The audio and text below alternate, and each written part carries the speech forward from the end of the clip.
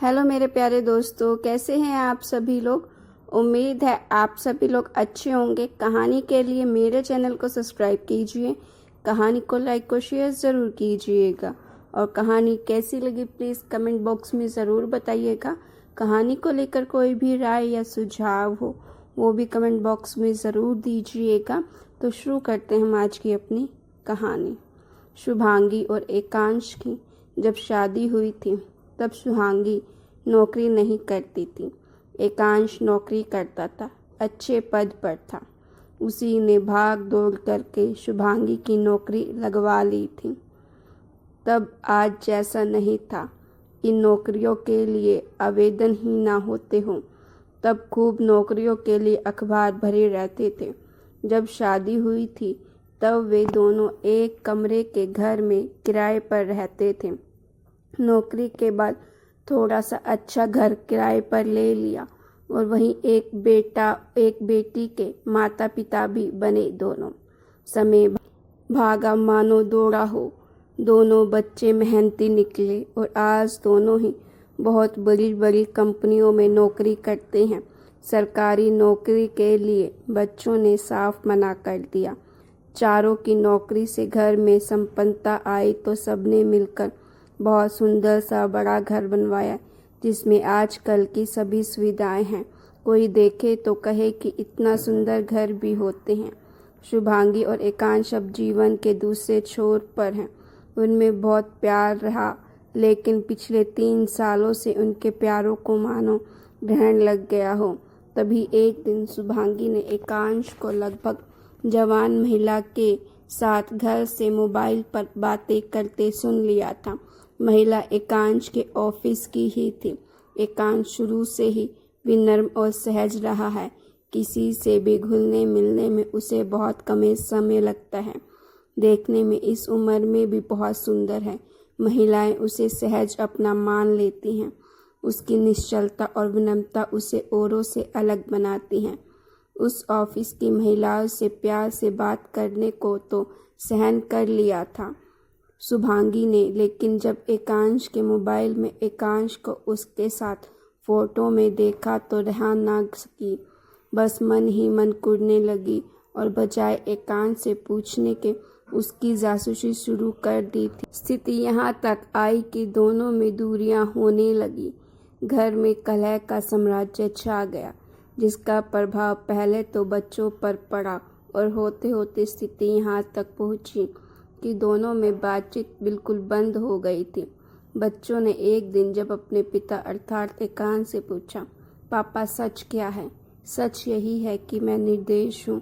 रही बात तुम्हारी माँ की, तो जिनको विश्वास कमज़ोर होते हैं वहाँ प्यार की उम्मीद करना बेईमानी है। फिर भी तुम जिद कर रहे हो तो सुनो। जिस लड़की से तुम्हारी माँ मुझे जोड़ रही है वह शादीशुदा है। उसका बहुत सुंदर पति और एक बच्चा भी है। रही बात मेरी, तो मेरे साथ कितनी लड़कियां और औरतें फ़ोटो कराती हैं। क्या सभी के साथ मेरे संबंध हो जाएंगे? मेरे ऑफिस के लोग तो मुझे विजय माल्या कहते हैं। फिर हंसकर बोले थे, अब तुम्हारे पापा इतने सुंदर हैं तो उसमें उनका क्या दोष? दोनों बच्चों को पापा की बात पर कितना विश्वास आया था, कितना नहीं, ये तो वही जाने। लेकिन बच्चों ने ना तो एकांश से बोलना बंद किया और ना ही प्यार करना। लेकिन शुभांगी का शक बढ़ता गया और धीरे धीरे उसकी जगह अहंकार ने ले ली। वही शुभांगी जो एकांश की हर बात मानती थी, अब हर बात का विरोध करने लगी थी। और वैसे भी जहाँ अहंकार होता है वहाँ कुछ भी टिक नहीं सकता, तो फिर उन दोनों का प्यार कैसे टिकता? आखिर वह दिन भी आया जब शुभांगी ने एकांश से स्पष्ट कह दिया, आज से मुझे तुमसे कोई लेना देना नहीं। मुझसे किसी भी बात की कोई उम्मीद ना रखना। खाने पीने से लेकर कपड़े धोने और सोने से लेकर। अब इस उम्र में ये सब ठीक रहेगा? एकांश ने कहा तो शुभांगी ने साफ कह दिया था, नई नई लड़कियों के साथ फोटो करवाने और उनसे प्यार की पींगे बढ़ाना क्या इस उम्र में ठीक है? एकांश जान गया था अब कुछ भी संभव नहीं है। एकांश के रिटायरमेंट के 3-4 साल ही रह गए थे। रात दिन की चिंता और कलह ने उसे तोड़ दिया। एक दिन ऑफिस में ही उसे चक्कर आ गया और गिर पड़ा था। ऑफिस के लोग उसे अस्पताल ले गए। उसका टेस्ट करवाया गया। पता चला शुगर लेवल बहुत नीचे चला गया था। ब्लड प्रेशर तो पहले से था ही। शुभांगी ने बिल्कुल देखभाल नहीं की। बच्चों की नौकरियां हैं, वे सुबह निकलते तो रात को ही घर में घुसते। शुभांगी जानबूझकर एकांश को चिढ़ाती। रोटी पानी पूछना तो दूर, हाथ थक हार कर एकांश ने एक काम वाली महिला को रख लिया। मेरे लिए खाना बनाना है, तुम्हें कपड़े धोने हैं, दवाई देनी है, अर्थात सुबह से शाम तक घर में रहो। जो पैसे तुम बताओगी वही देंगे। खाना पीना भी यही करना। काम वाली महिला के पति ने उसे छोड़ दिया था। एक बेटा और बहू थे उसके। बहू निर्दया और दुष्ट थी, रोटी की भी नहीं पूछती थी उसे। एकांश के घर उसे आश्रय मिल गया था। शुभांगी को ज्यादा आपत्ति नहीं हुई थी। समय निकल रहा था। काम वाली महिला पूरी ईमानदारी और निष्ठा से एकांश का ध्यान रखती। वह एकांश को साफ कहती। ऑफिस जाते समय उनका टिफिन तैयार करना, ब्रेकफास्ट देना, जूते पॉलिश करके तैयार रखना और कपड़े धोने के साथ साथ उन पर प्रेस करना। एकांश का मन जीत लिया था उसने। वह एकांश की ऐसा सेवा करती जैसे उसका पति हो।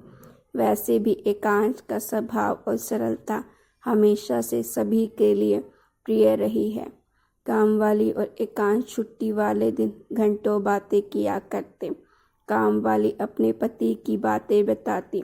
सुख दुख के साथी होने का दम भरने वाले उसका पति एक झटके में ही कैसे उसे छोड़कर न जाने कहाँ चला गया था। वह बताते बताते रोने लगती तो एकांश उसे चुप कराता, उसके आंसुओं को पोंछता और उसे चुप कराते कराते कितनी बार ही स्वयं रोने लगता। काम वाली अपना दुख भूल उसे संभालती, उसका दुख बांटती। तब नौकर और मालिक का रिश्ता धाराशाही हो जाता था। एकांश एक बात हमेशा काम वाली से एक सपना देखा था। सोचा था शुभांगी के पैर अपनी गोद में रखकर घंटों उसके चेहरे को निहारता रहूँगा। उसके अपनी गोद में लिटाकर उसके माथे पर धीरे धीरे हाथ से सहलाया करूँगा। उसे खूब प्यार करूँगा। और आज देखो समय ने कहाँ से कहाँ पहुँचा दिया।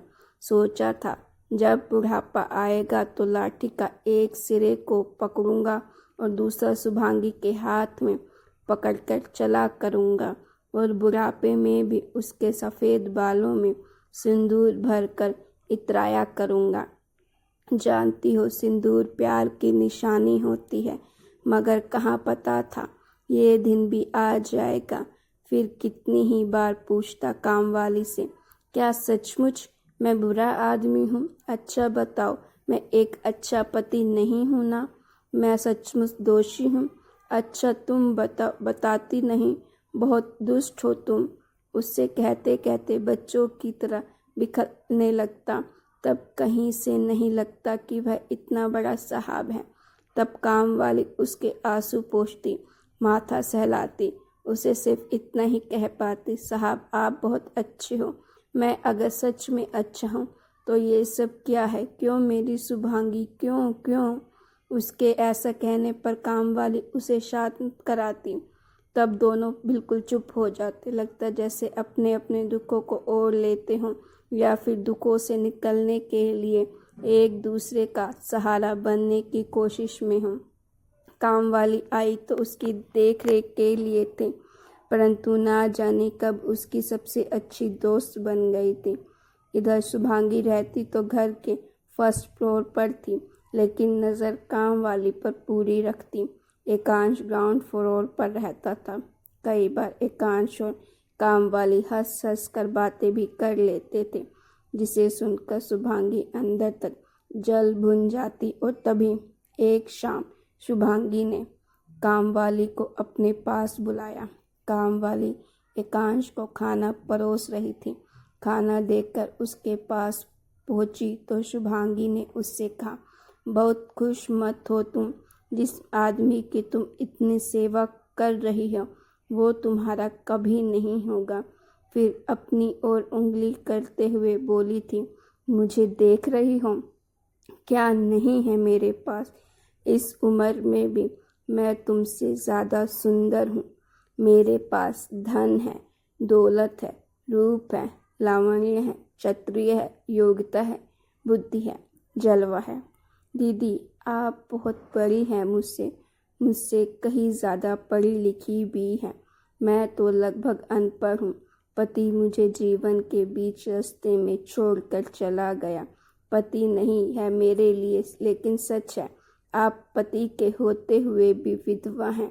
आपके सामने खुशियाँ हैं, सुख है, पति का प्यार है, लेकिन आपने अपने अहंकार और शक के कारण सब कुछ गंवा दिया। कामवाली फिर से कहती है, मेरे साथ आपकी कैसी तुलना। आप पटरानी हैं और मैं काग उड़ाने वाली। लेकिन दुख इस बात का है कि आज आपके पास कुछ भी नहीं है। और जहाँ तक सांप की बात है तो मेरे पास शब्द ही नहीं है जो मैं उनके बारे में कुछ कहूँ। आप उन्हें समझ नहीं पाए। आपका गुरूर आप पर हर समय हावी रहा। पति और गुरूर दोनों साथ साथ नहीं चलते दीदी। और जहाँ तक मेरा सवाल है, वे मेरे भाई भी हैं, पिता भी हैं। और कामवाली कुछ आगे बोलती कि शुभांगी बोल पड़ी, और पति भी। ठीक कहा आपने, पति भी। मेरे पति आज से 14 साल पहले मुझे छोड़कर घर से चला गया था। लौटा ही नहीं आज तक। जब एक ने मेरा साथ नहीं दिया तो औरों से कैसी उम्मीद। फिर बिल्कुल शुभांगी के चेहरे के सामने अपना चेहरा करके बोली, दीदी आपके इसी व्यवहार ने, इस बात ने आज आपको कहीं का नहीं छोड़ा। स्त्री पुरुष का हर रिश्ता पति पत्नी का नहीं होता। कुछ रिश्ते बहुत अलग होते हैं जिन्हें शब्दों में नहीं बांधा जा सकता, कोई नाम नहीं दिया जा सकता, बेनाम होते हैं। यह बोलकर वह चलने लगी। फिर रुकी और बोली, चलती हूँ दीदी, साहब ने खाना खा लिया होगा। फिर आगे बोली, आज आपकी बातों के चक्कर में उनके पास न बैठ पाई, नहीं तो खाना अपने सामने ही खिलाती हूँ उन्हें।